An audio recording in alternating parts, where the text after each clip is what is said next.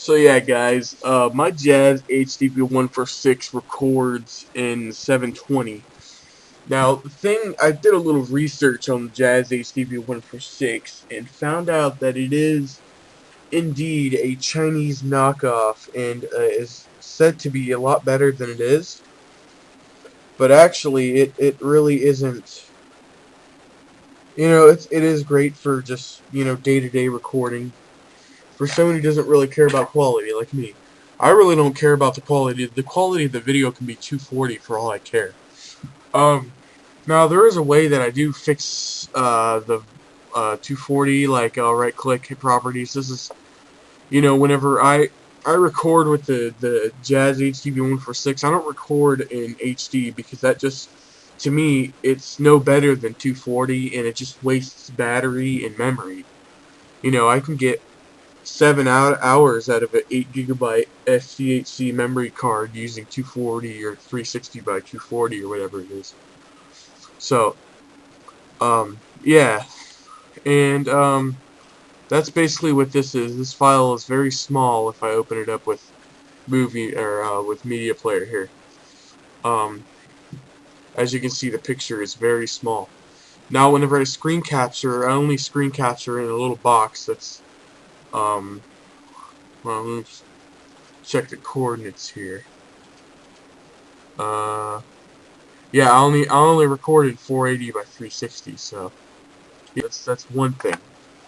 Now, what I do to resize and fix everything is I open up Camtasia Studio 8 here, and I I do use Windows Movie Maker from time to time if I'm doing old analog footage or something like that from an older camera that I have around here, like this old digital camera that did, I think, 144 by 240 or something like that. When I'm doing that, I will use Windows Movie Maker, but this one, I add, the files to it. Now, when I add the files to the timeline, and I want automatic, and I want a HD resolution, it's going to make it, this little box here is how big the video is going to be. And how I fix that is I drag the video to one corner of this, and I stretch the video out. And stretching the video out allows me to edit 20p even though it's not. And I really don't care what you guys think about that. I just do that just for fun. And that's pretty much what I do with all of my videos to get them to 720p. And whenever I click produce and share, I do my custom 720p, or in this case, I'll just go ahead and show you guys how I make a custom just a custom freaking 720 HD 720 HD resolution with just without the big file format. So what I'm gonna do is I'm gonna just make one right now for you guys. Do this. I just do MP4, and I click next, and I do size, and I want the video size to be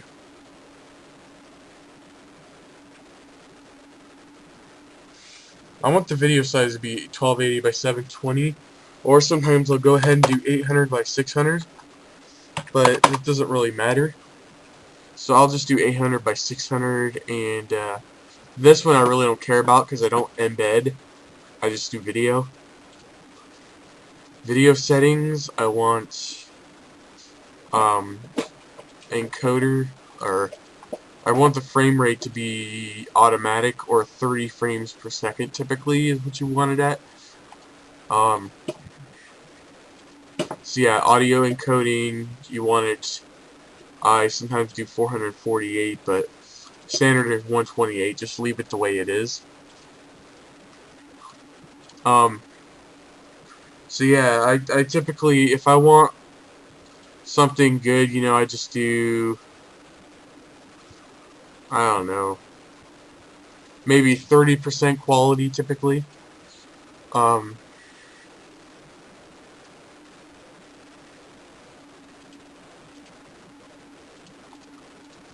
yeah, I'll just do that basically. I'll click next on that.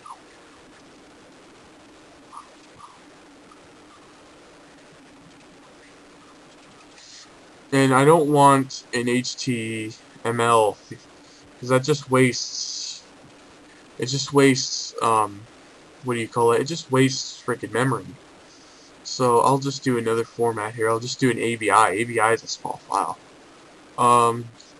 Video compression. See what we got here for that. I'll just do this. Configure faster compression. Doesn't really matter to me.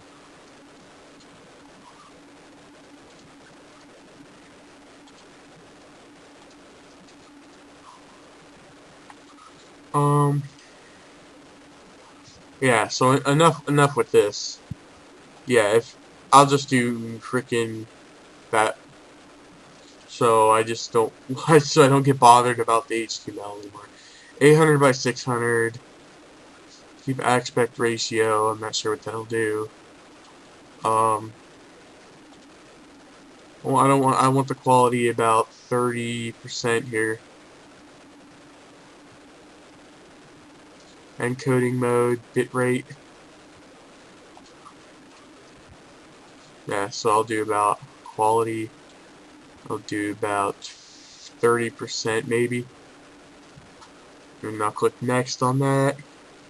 Include my watermark. I don't think I'm going to do watermarks anymore just because YouTube offers a watermark, so that'll save a little bit of stupidness on that part. Let's see what I want the production name to be. This is just going to be a test, so I'll just do test and put it in finished projects. I'll click finish on that. Overwritten, yes, and it will render. It will render pretty fast. I really don't freaking care about quality, so like I said, I'm just gonna do another custom preset.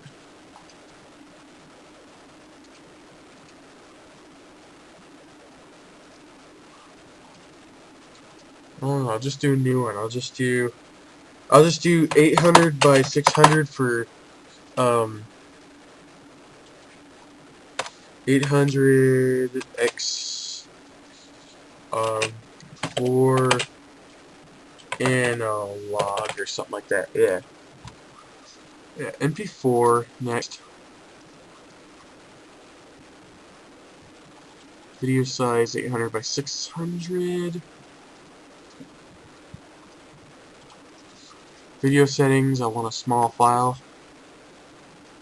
So I'm only gonna do 20 or I'm gonna do 15% quality since it doesn't really matter. I don't really care what the quality of my videos are.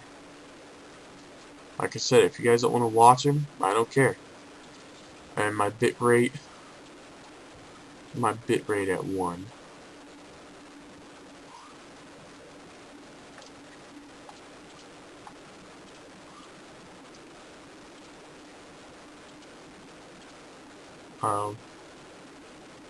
All based on markers, frames, 30 frames, audio settings. I'm gonna do mono, so 80 options. Let's see. Alright, so that's good. Video input options. Screw iTunes. iTunes sucks. None of those. HTML options. Alright.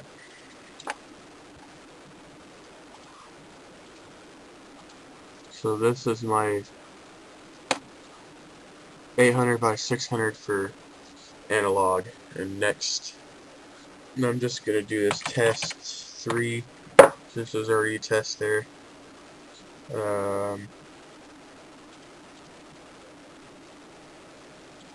Finish. and it should render. We'll come back when it's done rendering, guys, and yeah. Alright guys, so yeah, the video has finished rendering, and I'm going to close this and click no, because Studio just stopped tripping out. And then open up, just to show you, this is test 3, so I'll open up test 3 here, and I'll play the MP4 for you. And look, I was playing at an old 800 by 600 resolution, and not only that, it's actually filling the whole screen for Windows Media Player. So that's how I know Windows. I always knew all along Windows Media Player was 800 by 600. That's why a lot of new things won't play and gets black bars around it on Windows Media Player, because it's 800 by 600 resolution it's made for. Back when Windows XP was using Service Pack 1, it was using Windows Media 9 series. Windows Movie Maker had a function where if you plugged the old high 8 like Sony Handycams that took the old tapes, the high 8 tapes or whatever you call them, DV tapes, that's what they are. Back when they used to take the old DV tapes, a lot of computers used to have something called FireWire, or an H2, H6 port or whatever on it, and you would plug your it was basically like USB back in like 2001 or something like that. Even though computers did have USB back in 2001, I'm just trying to say it was like USB 2.0 for 2001, because they didn't have USB 2.0 back then. And what they did is they would plug the FireWire into the camera and then plug it into the computer, and then you would open up Windows Media Player, which if I try to open it up right now just to show you guys what's been going on lately, I gotta try to run a patch for it, but yeah. Yeah, if I go into Movie Maker and show you guys real quick, I have to run a patch for it just to fix it, but yeah. It was an experiment that went wrong in a video that I never uploaded. So, what's this? Why is this in here?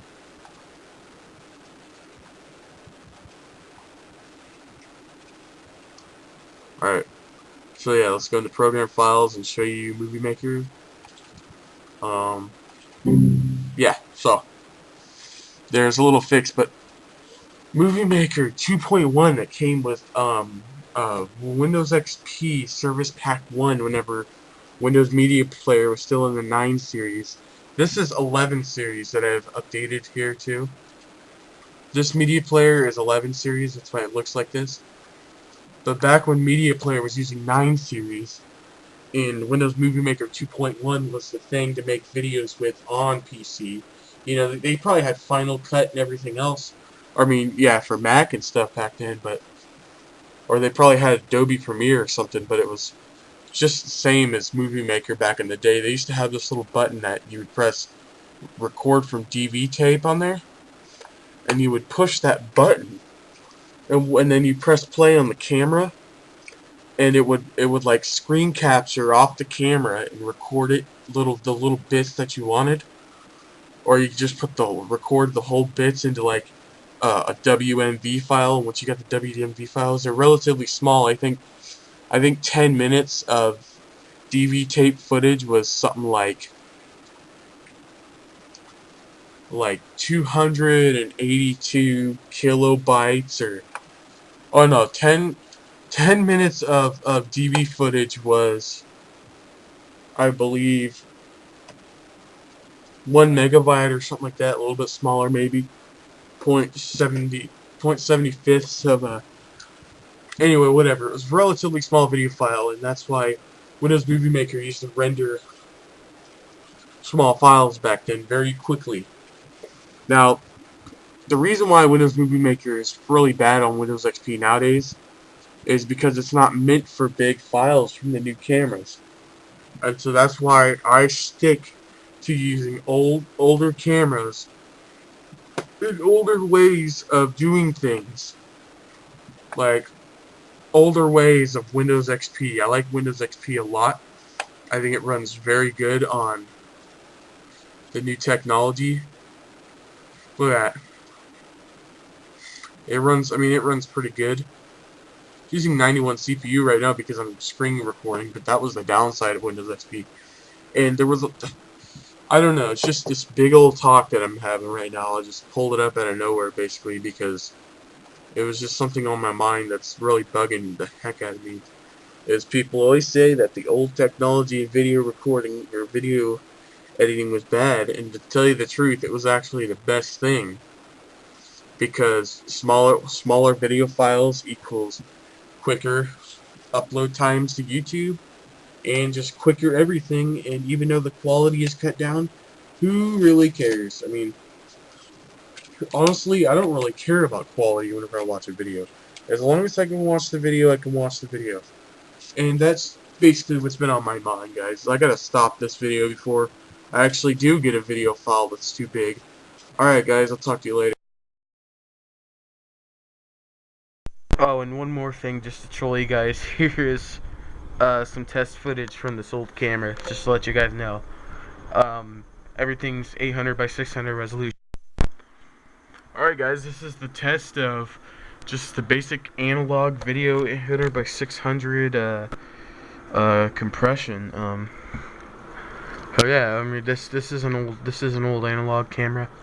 This is the old digital camera that I have laying around here.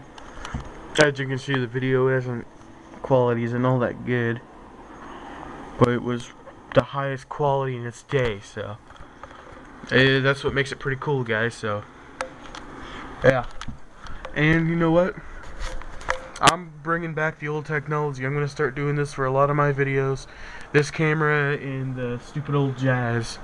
So yeah, alright guys, talk to you later. XP Wizard out, and yeah, don't like the video quality, don't watch the videos. Simple as that.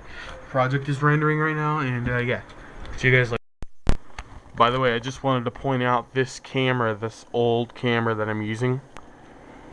Back in 2005, when YouTube first started up, was actually a recommended camera for YouTube use. So yes, you can say it is an old part of YouTube history. Alright guys, later.